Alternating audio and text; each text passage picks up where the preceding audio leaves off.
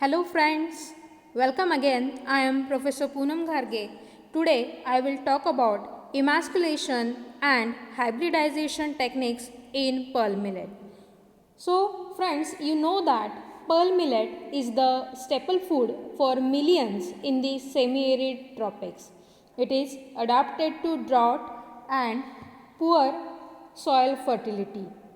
In the world, pearl millet ranks 6th with 26 million hectare area, following wheat, rice, corn, barley and sorghum.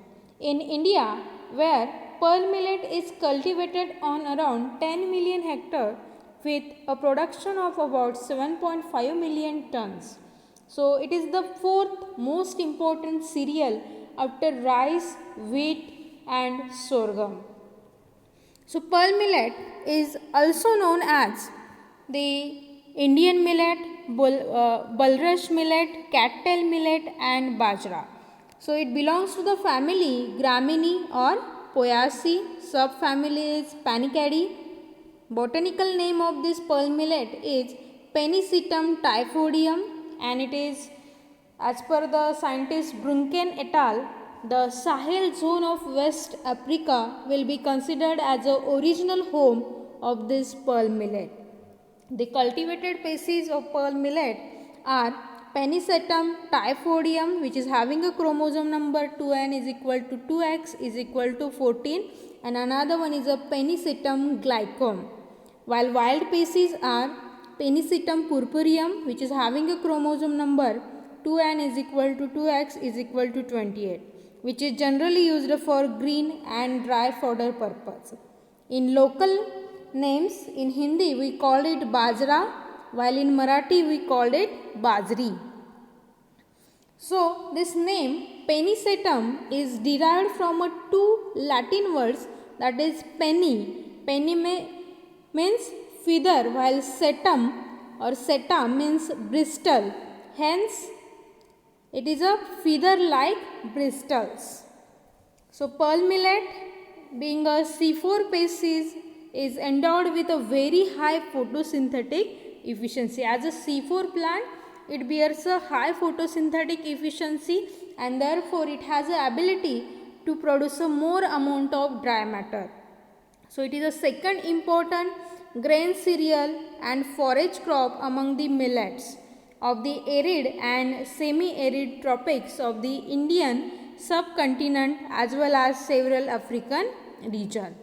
So pearl millet grows on a wide variety of soils such as a sandy soil, light textured soil, and also may it sustain growth on acidic as well as very infertile soil. So you can grow this type of crop in any type of soil conditions. Then next point is a botanical description, or we can say it plant morphology. So first one is habit. So this bajra is a erect annual plant which is having a good tillering habit. So pearl millet is robust, rapid growing, having a erect stem, tropical, annual and a cross pollinated crop due to protogamy condition. Then second point is root. So if you see the roots in pearl millet, it has a typical monocotyledonous type, means fibrous root system is there, which is having three types of roots. We can see primary root, adventitious root, and another one is a crown or a collar root. So in this picture you can see three types of roots, that is seminal roots, or that is called as primary root, which is just emerge out from radicle. Then adventitious root, several secondary roots are developed from the basal region. So those roots are called as adventitious root. And third one is a crown root or collar root, that is developed above the soil surface and that will help to provide a support to plant stem.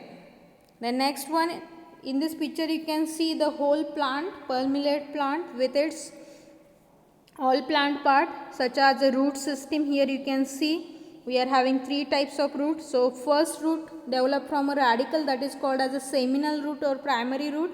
from which again we will get a several root, that is adventitious root, and a thick root system is developed, that is called as crown root. Then we are having a stem. So this stem it generally consists of generally in traditional varieties we are having 2 to 5 meter tall plants, whereas the dwarf ones are also there, which is having a height near about 1 to 1.5 meter. So clump consists of nodes. So stem is also referred as a clump here. So these clumps consist of nodes and internodes, near about 6 to 12 nodes and internodes are present on this clump or stem. The initial above the ground internode is the shortest one, you can see here, which is just present above the ground surface, which is the shortest node, while the uppermost, which bears the peduncle, is the largest one. So internode is large. So you can see stem which bear tillers also. So we are having near about 3 to 5 tiller per plant. Then we are having leaf sheath, leaf blade, and flag leaf is there, and we can see here panicle. So stem is erect, solid, which attain near about 2 to 4 meter length with 0.5 to 1.5 centimeter in diameter. Generally, this stem is having a round to oval shape. Nodes are slightly swollen and may be pubescent with a ring of adventitious root. So sometimes at a nodal region you can see a small thin white colored hairs are present on that nodal region. So at the basal end and its internodes are glabrous. It has a little bit shine. The internodal length increases at the base of the stem towards the upward. So shortest internodal length you can observe at a base, while longest you can observe at the apex. So an auxiliary bud is born on the node at the base of the groove, which may remain dormant or sometimes they are produce nodal tillers. So leaves are simple, alternate, sessile, long, lanceolate, flat, having 20 to 100 centimeter length and 0.5 to 5 centimeter width, usually sparse to densely hairy or glabrous. A normal leaf possesses the leaf sheath, ligule, auricle, and leaf blade. So here you can see this is a leaf sheath, then this is a flag leaf or a leaf lamina, then here you can see hairy ligules. So in this picture you can see how this panicle is going to emerge out from your flag leaf. So this is flag leaf and this is the ear which is present inside the flag leaf sheath. Then flower biology, or we can say inflorescence. So inflorescence is terminal, having a cylindrical shape and compact spike, having variable length near about 10 to 50 centimeter in length. So rachis is present on this main central axis, is called as rachis, which is a straight and cylindrical, covered with soft hairs, on which rachiles are present. So these rachiles consist pair of spikelet, and involucrescence is present, which is made up of bristles. Near about 30 to 40 bristles are present at the base of each spikelet. So each spikelet consists of again 2 flowers. Lower one is the staminate one, while upper one is a perfect or bisexual. So in this picture you can see the panicle which bears the spikelet. It is a immature panicle. Then here you can see the panicle which in which you can see the protogyny in pearl millet. So that gynoecium just extruded from the each spikelet. So you can see this is main central axis called as rachis. On this rachis you can see this pedicel like structure that is called as a rachilla or fascicle. So this stem like structure is called as a fascicle or rachilli. So here again you can see main central axis, that is a rachis, and in this picture you can see the peduncle which is present, which is just emerged out from this flag leaf. So this is a peduncle on which you will have a panicle structure.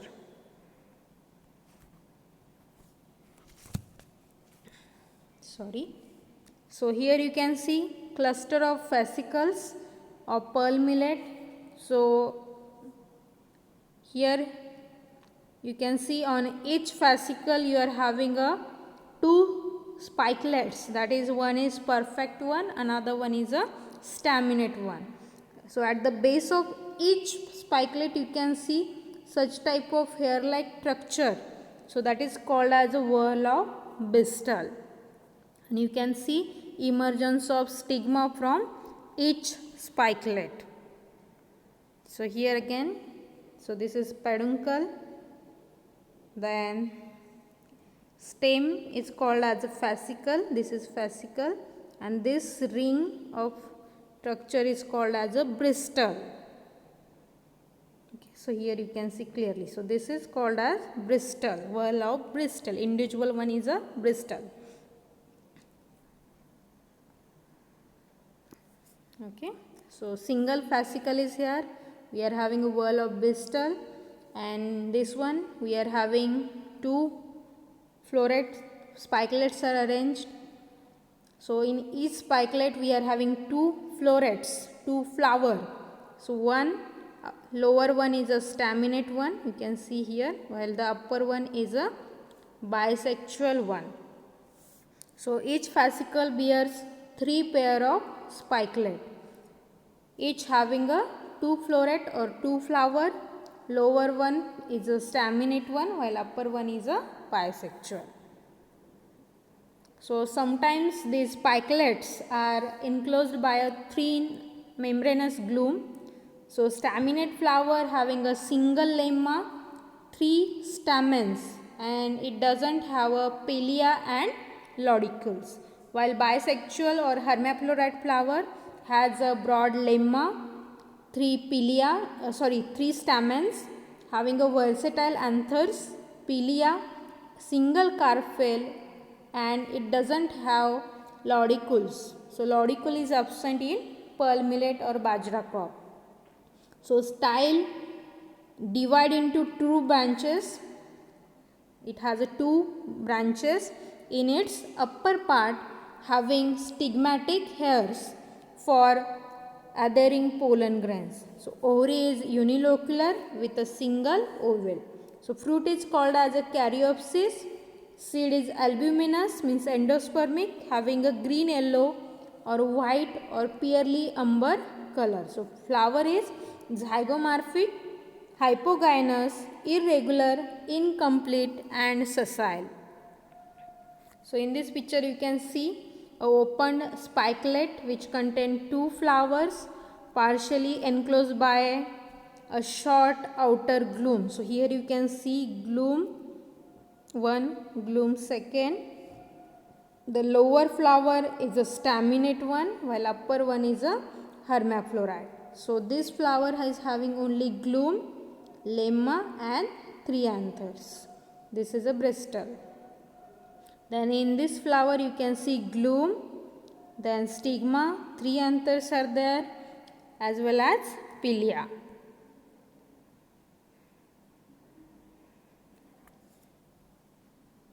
So in this picture you can see we are having two flowers, staminate flower and perfect flower. So staminate flower possesses a glume and lemma and 3 anthers, while perfect flower bears a glume, second glume is there, it has a second lemma. Inside this glume you are having a pilia, 3 anthers and stigma. You can see bifurcated stigma. So stigma possesses ovary, style and biphysery. Carpel possesses ovary, style and biphysery stigma. Okay. So here you can see in this picture we are having two glumes which is smaller than your lemma and pilia. So sometimes you are having pilia in your staminate flower, but most of the time it is absent. So you are having glume 1, glume 2. So you can see in this picture lower one is a staminate flower which possesses a pilia sometimes. Then glume which also have the 3 stamens and lemma. While your bisexual flower is having a second glume, you can see here at the base. Then this is a lemma. Then you are having inside this side, this is a pilia, 3 anthers and ovary, style and stigma. Okay. So floral diagram is like this. You can see this is lemma, glume is here. These small 2 are the glumes, then 2 lemmas, then pilia. Inside you can see pilia 1 and pilia 2. These are the pilias. Then 3 anthers in both flower we are having. These are the 3 anthers. While staminate flower doesn't have the gynoecium. So you can see here in the central there is a no circle. While in this one you are having a circle that represent gynoecium. Next point is flowering. So pearl millet is a highly cross-pollinated crop due to protogynous nature of flower. So protogynous means the gynoecium mature first than the androecium.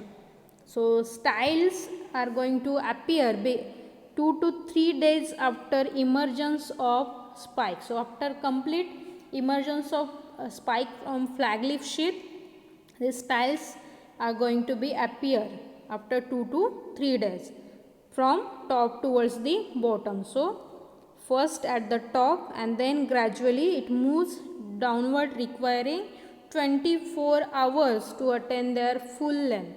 So within 24 hours they are going to complete the whole panicle.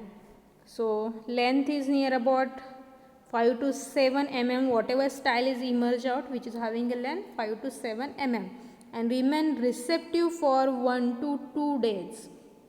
So anthers start pushing themselves out after the style dries up. When styles are going to be dry, anther will start emergence. Okay, the region is slightly above the middle of the spike and continue to appear both upward and downward direction. So anthesis takes place upward direction as well as from downward direction, taking usually 40 hours to reach the base. So anthers of bisexual flower come out 2 to 3 days earlier than those of the staminate flower. So you will observe here a second wave of anthesis. So firstly, in first wave, anthers from perfect flower that is going to emerge out, and in second wave the anthers from staminate flower 2 to 3 days later will emerge out from the flower. So maximum emergence of this style is between 9 am to 3 pm you can observe during the daytime, while maximum opening of flower occurs between 10 pm to 2 am and minimum between 3 to 6 pm. So in this picture you can see how this panicle is going to emerge out. After emergence of panicle you can see protogynic condition from top to base. So your styles are emerged out from top towards the base. Then next in this picture you can see first flush of anthesis, second flush of anthesis, then third and lastly anthesis is completed. So complete flower will shows like this. So you can see first flush of anthesis here, then first one and second one is also here.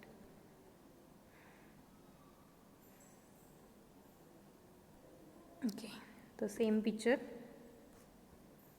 The next point is emasculation techniques.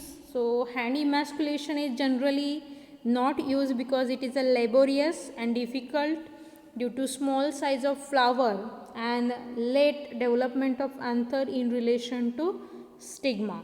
But the protogynous nature of this flower suggested the easy method of crossing without emasculation.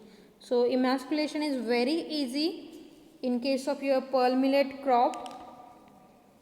So what we are doing here, so female heads are enclosed before emergence of style in bags. The bags should be made of water repellent glassine paper, so butter paper bags we are using. So from female parent row we are enclosing, bagging those before emergence of style. Then we have to collect the pollen from the desired plant that we are using for a dusting purpose on the female head. So in this method, what we are doing, in the lowermost part of the head, those panicles you have bagged in female parent row, we are taking out their bags after emergence of style. So stigma become receptive after complete drying of anther. So here you can, what we are doing, near about when your spike emerge from a flag leaf. So suppose this is a bajra spike you are having. So when the complete emergence of this bajra spike takes place from a flag leaf sheath, what we are doing, we are cutting with the help of scissor upper 2/3 or this portion we are just cutting with the help of scissor, and remaining portion of our head we are going to, so whatever this is remaining, this is bagged by using a butter paper bag. So emasculation is very simple. We have to select a spike from female parent. With the help of scissor we are removing 2/3 or 4/5 portion of our head with scissor, and remaining portion which is present on peduncle, that is bagged immediately. So this is a emasculation. Then next point is pollination. It is always done in the morning.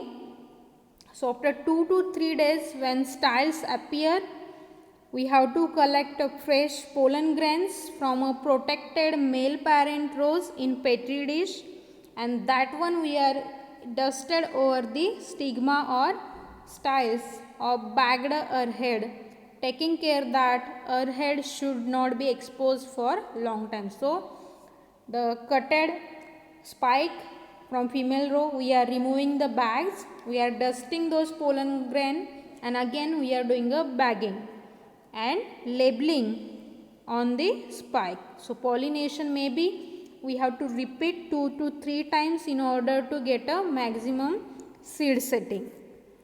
So the same process you have to repeat 2 to 3 times. So likewise you have to do a bagging in your field after crossing, or if you want to do a selfing. So when these heads are emerge out from this flag leaf sheath, immediately you have to do a bagging until the seed setting completed. The next point is breeding objective. So generally in bajra breeding will be conducted for resistance to environmental stresses, resistant to lodging, then resistant to major diseases such as ergot, downy mildew, etc., as well as insect pest. Then breeding for a quality purpose also conducted in bajra, as well as for higher grain yield as well as fodder yield. Then breeding methods are used to develop a new variety. These are mass selection, then pure line selection, synthetic and composite, development of hybrids by using a heterosis breeding technology, and another one is a population improvement program such as a recurrent selection, reciprocal recurrent selection. These are utilized to develop a new cultivar in bajra crop. So this is all about of emasculation and hybridization techniques in bajra. Thank you.